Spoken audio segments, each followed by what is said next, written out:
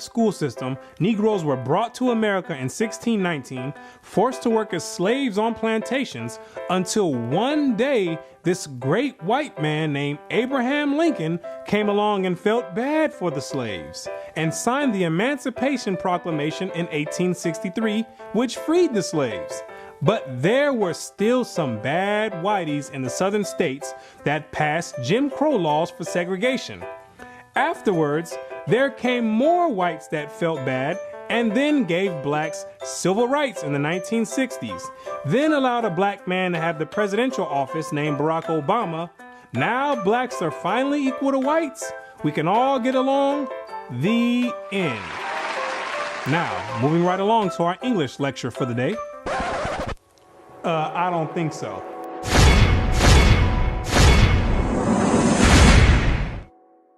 Black history. What do you know about black history? Let me ask you a question. Prior to the transatlantic slave trade in the 1600s, what was your nationality? What did you call yourself? Some may say African. Well, Africa is a continent, and in that continent, there's over 47 different countries in there. Which one do you come from? What language did you speak prior to the 1600s? Was it English? There's over 1,500 dialects being spoken in the land of Africa. Pick one. What clothing did you wear? Was it high heels and stilettos? Skinny jeans and Vans? What food did you eat? Hamburgers and hot dogs? French fries and SpaghettiOs? What religion did you partake in? Who was your God? Was it Christianity and Cesare Borgia? Most of you have no idea about the answer to these questions. You have no recollection of any history prior to the transatlantic slave trade. Now, is that a coincidence or by random chance? I don't think so. Have you ever asked yourself, why is it that in the public school system that every time the subject of black history is taught, it always begins in the 1600s and with slavery? Why is that? Doesn't that raise some antennas and spark inquiry? Why is it that the public school system is so committed to revolving black history solely on the past 400 years? Why is that? Is it because there's a deficiency in historical data? Or maybe because there's no history at all prior to the 1600s. Maybe black people just poofed out of thin air, sporadically, landed on slave ships, and they said, hey, we got a new species here, and start importing and exporting them all over the world. Maybe that's what happened. The question arises, what is the drawback on this history? Why does it keep being withheld?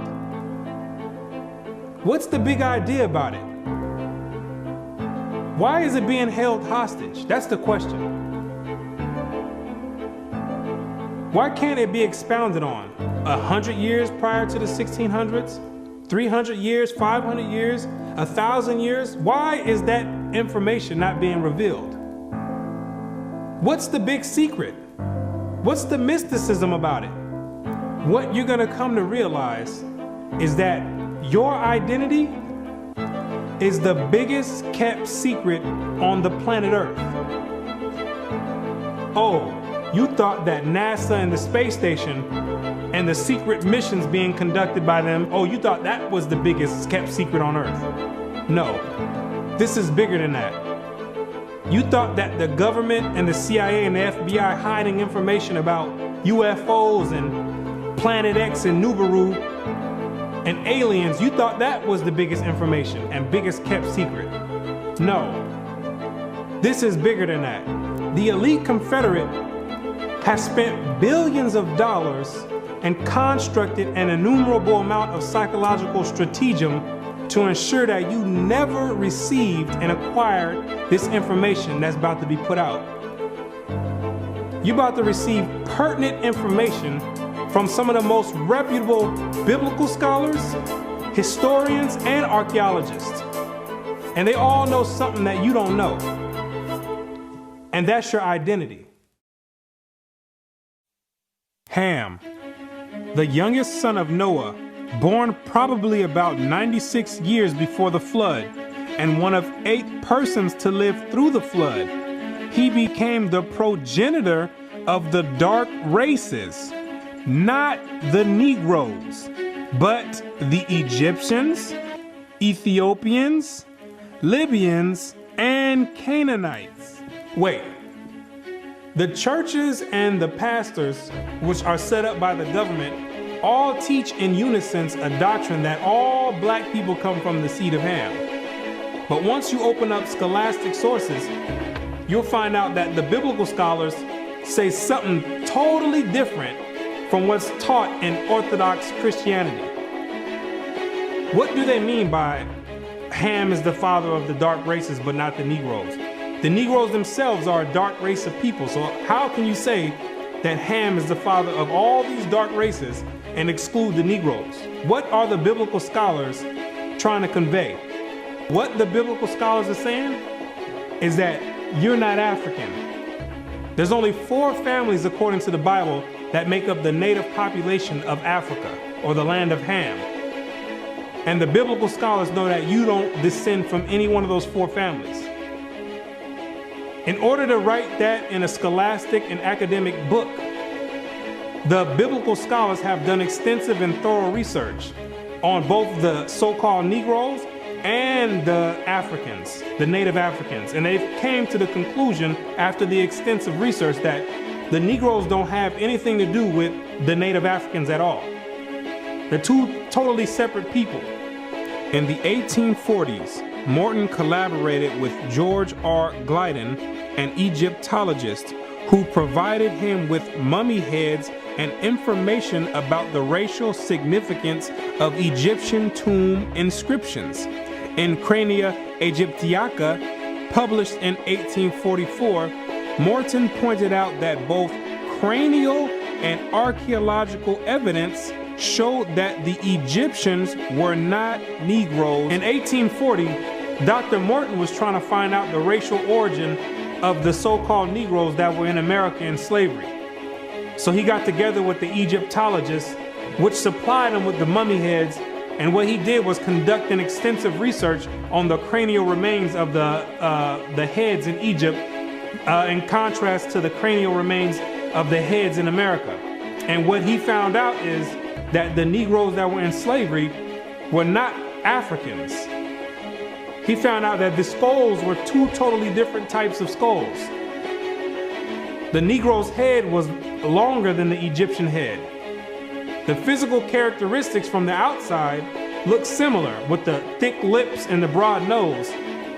But once you start delving into the real characteristics, he found out that there were 2 totally different people, as abolitionists and colonizationists had maintained, and that in fact, blacks had been relegated to the same servile position in ancient Egypt as in modern America.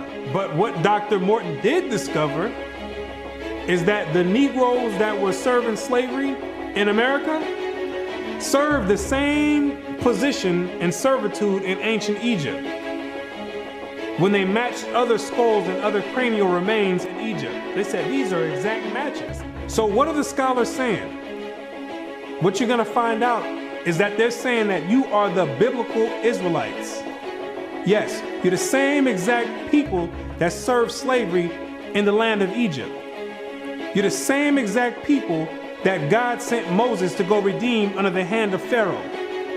You're the same exact people. And when you read the Bible, you'll find out that slavery is a central theme in the Bible. It's a reoccurring theme with the Israelites. The Israelites cannot run away and get away from serving slavery. It continues to happen over and over, all the way up until today. You came out of Egypt as slaves. came down into the land of Israel, no sooner as you got there, then you had the Assyrians come, capture the land of Israel, and take you and make you slaves. In the 9th year of Hoshea, the king of Assyria took Samaria and carried Israel away into Assyria. You came out of the land of Assyria, went back to the land of Israel. Then the Babylonians came, which are the modern day Ethiopians, the Cushites, came to the land of Israel and made you slaves. So all Israel were reckoned by genealogies. And behold, they were written in the book of the kings of Israel and Judah, who were carried away to Babylon for their transgression. You came out of the Babylonian captivity, went back to the land of Israel. Then the Persians came on down there, took the Israelites and made you slaves. For we were bondmen, yet our God hath not forsaken us in our bondage, but hath extended mercy unto us in the sight of the kings of Persia. You came back from the Persian Medo captivity, went back to the land of Israel, rebuilt the temple up. Then the Greeks came on down there, took you and made you slaves, and to entreat them that they would take the yoke from them.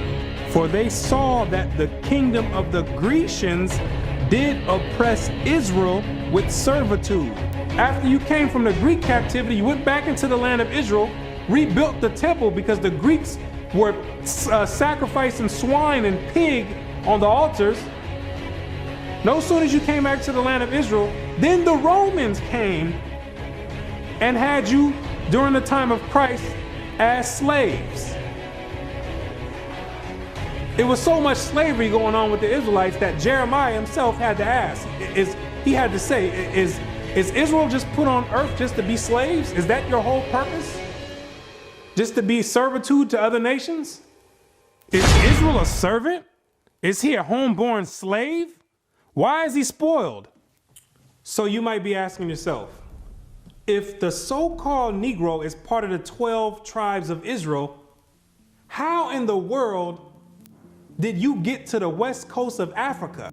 And when ye shall see Jerusalem compassed with armies, then know that the desolation thereof is nigh. This is Christ right here speaking to the Israelites. He says, when you see Jerusalem compassed or surrounded by the Roman armies, then know that the desolation or the destruction of the land of Israel is getting ready to happen. The Romans getting ready to come in here and tear some stuff up. Then let them which are in Judea flee to the mountains, and let them which are in the midst of it depart out. And Christ says, when you see the Romans coming in, you better get ready to flee into the mountains. And what you're going to realize is that the mountains that he was talking about was the land of Africa. It was the same exact place that Mary and Joseph took Jesus when they were fleeing from Herod when he was trying to come find Jesus to kill him. They went right into Africa. And the Israelites went into Africa as well, fleeing from the Romans. In the year 65 BC, the Roman armies under General Pompey captured Jerusalem. In 70 AD, General Vespasian and his son Titus put an end to the Jewish state with great slaughter. During the period from Pompey to Julius, it has been estimated that over 1 million Jews fled into Africa, fleeing from Roman persecution and slavery. The slave markets were full of black Jewish slaves. Over 1 million of you Israelites fled from the land of Israel into the land of Africa, running away from the Romans because the Romans was coming to put slaughter to the Israelites. The ones that didn't take heed to the prophecy of Christ when he said you better leave and go to the mountains, go to Africa, when they got caught by the Romans, they were taken back to Europe and sold in slavery and put in servitude and became gladiators, put in the lions' dens. The pagans and the Romans attacked the Jews indiscriminately. Both the Jewish soldiers and the uninvolved peaceful population without mercy. As a result of this merciless attack, many Jews fled to those parts of Northwest Africa known as Tunisia, Algeria, Morocco, and Mauritania. Many other Jews fled to other areas where Rome did not have any jurisdiction. This was to the region of the south, the Sahara Desert, and the Sudan. Grazel says, such is the explanation of how the Sahara Desert first acquired Jewish tribes, toughened by a fighting tradition and possessed of physical characteristics, black, which it is said still makes them approximate very closely the original Jewish population of Palestine. And after migrating from Israel and dwelling on the northwestern parts of Africa, after you were fighting vigorously with the Romans, you had no choice but to start migrating to the southern regions of Africa, where the Romans didn't have any jurisdiction. Because the Romans were relentless and they were adamant about putting all Israelites to death. So in order to get any type of peace, the Israelites had to start migrating to the sub-Sahara parts of Africa. The scholars know this for a fact. The biblical scholars know this for a fact. They know all the history of the Israelites and their migration patterns. Whatever may be thought of the more or less mythological traditions connected with the earliest Jews in North Africa, it is now practically an established fact that a Jewish nation, Jewish at least in faith and perhaps too in origin, long held sway south of the Sahara. In later centuries, Jews are believed to have settled in Western Africa during the height of the Songhai, Mali, Ghana, and Kanem-Bornu empires. According to accounts from explorers of the region, several powerful Jewish families of the Songhai Empire were of Jewish origin. Some accounts place West African Jewish communities in the Andu Forest of Dahomey, south of Timbuktu. In the 1930s, these groups still maintained a Torah scroll written in Aramaic that had been burned into parchment with a hot iron instead of ink so it could not be changed. In the 1930s, the historians went over there and still found Israelites over there that didn't get captured in the slave trade, still practicing the Hebraic faith, still knowing who they were. With a Torah, which is the first 5 books of Moses, written in Aramaic. That's the ancient language. And it's a shame that they have to burn it in hot iron so the European colonialists don't come over there tampering with it and taking the evidence and trying to hide the history. It's a shame that they have to do that. It is a total shame that they have to do that. The black Jews had an advantage over the African tribes. They carried their culture, history, laws, and written records with them. The Jews made use of every opportunity. They were an industrious and skillful people. In the Jewish Ghanaian states were found kings, princes, governors, generals, secretaries, treasurers, revenue agents, judges, architects, engineers, doctors, historians, language interpreters, mathematicians, jewelers, sculptors, masons, carpenters, painters of art, goldsmiths, leather workers, potters, armorers, saddlers, blacksmith, agriculturalists, etc. Who told you that you was a bunch of Negroes running around on the west coast of Africa, butt naked, swinging from vines? Who told you that lie? You were and still are a prestigious people, a skillful people.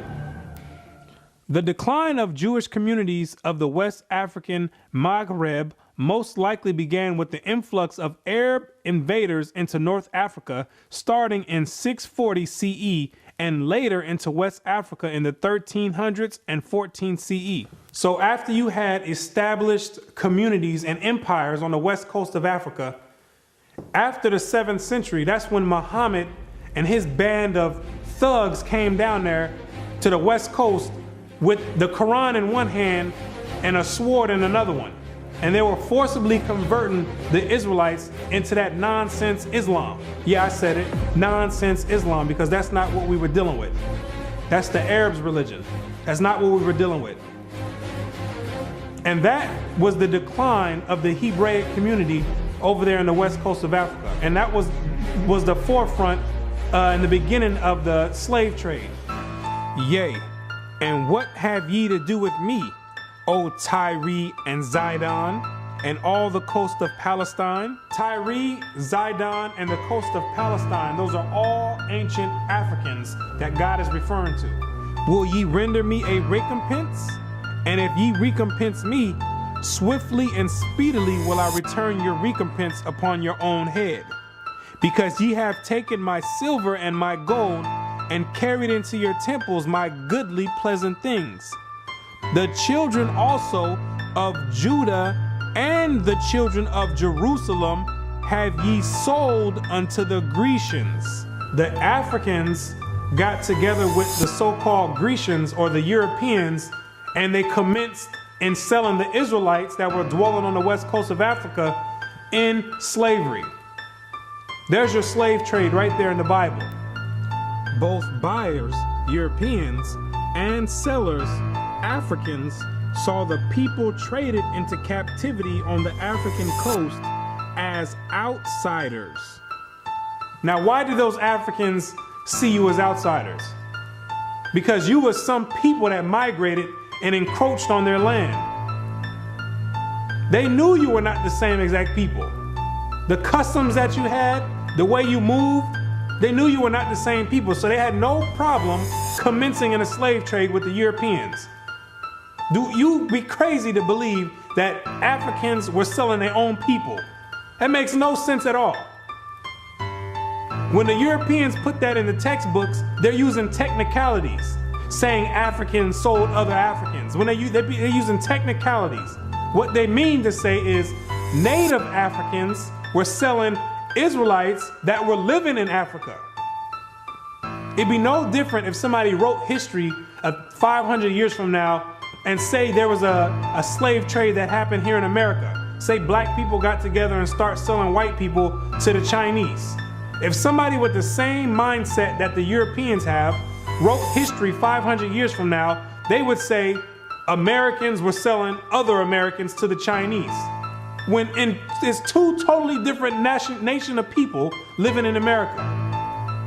You can't just say Americans sold other Americans. Two totally different people. It's the same exact scenario on the west coast of Africa.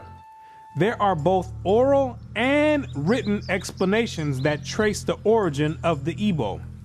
And the most tantalizing is an association of the Igbo to the Hebrew race.